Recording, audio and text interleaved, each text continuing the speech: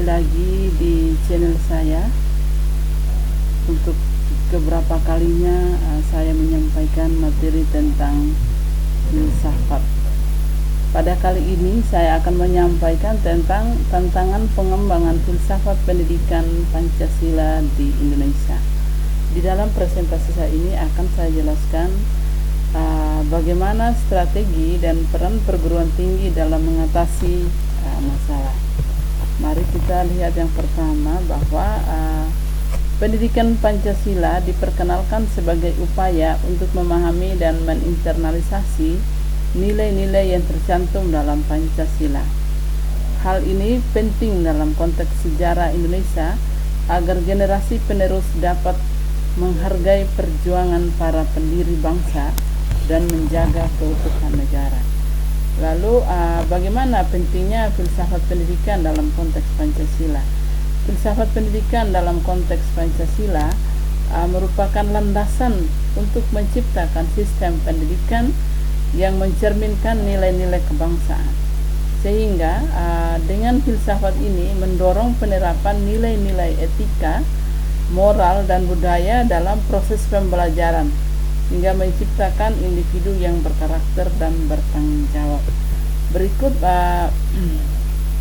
nilai-nilai utama Pancasila dalam pendidikan. Jadi nilai-nilai utama Pancasila dalam pendidikan yang pertama itu adalah ketuhanan yang Maha Esa.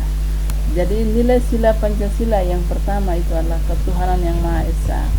Itu menekankan pentingnya penghayatan spiritual dalam pendidikan, mendorong individu untuk menghormati keyakinannya masing-masing serta keyakinan orang lain, dan membangun hubungan yang harmonis antar umat beragama.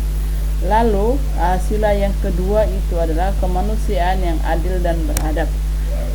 Dalam sila yang kedua ini menekankan bahwa pendidikan harus mencerminkan nilai kemanusiaan yang adil dan beradab, sehingga peserta didik mampu menghargai, memahami, dan menjalankan prinsip keadilan sosial dan dalam kehidupan sehari-hari.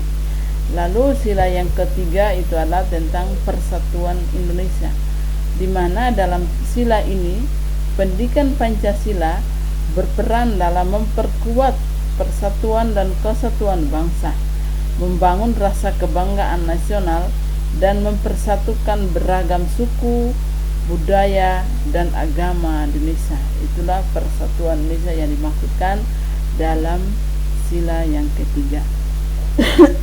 Lalu sila yang keempat itu adalah kerakyatan yang dipimpin oleh hikmat kebijaksanaan.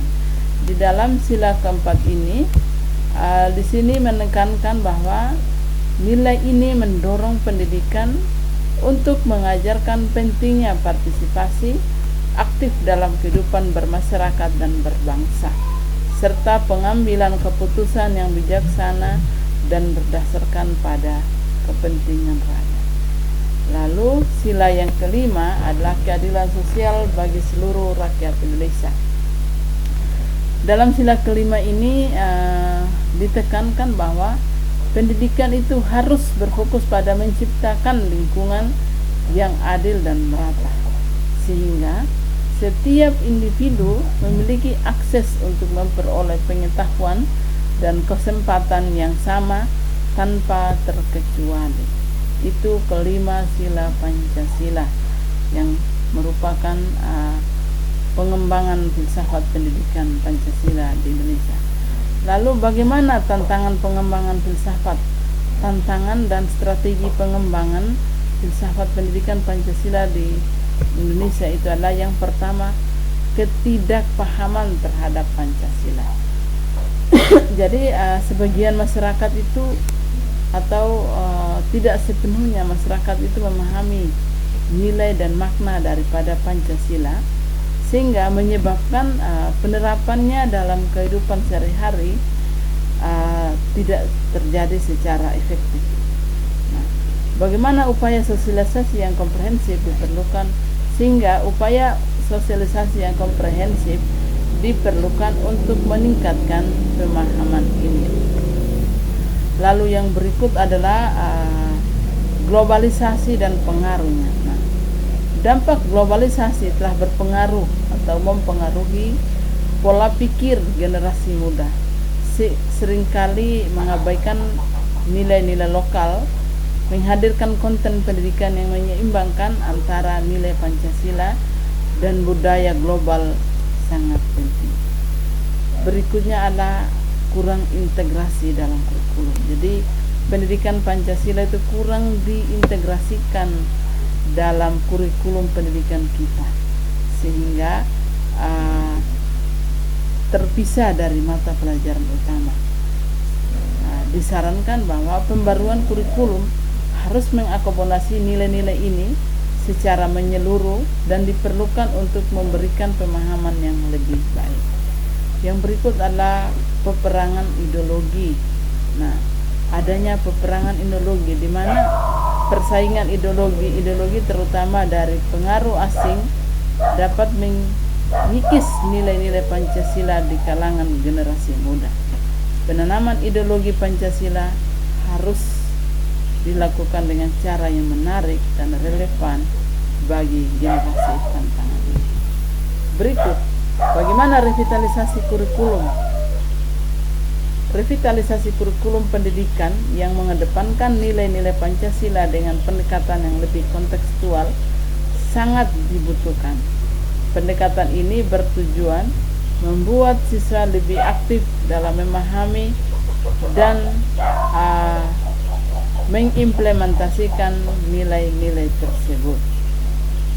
Yang berikut, perlu adanya pelatihan untuk pendidik. Pelatihan berkala untuk pendidik itu mengenai nilai-nilai Pancasila sangat penting agar mereka dapat menyampaikan materi secara tepat. Keterampilan pengajaran yang baik akan meningkatkan efektivitas pengajar nilai Pancasila.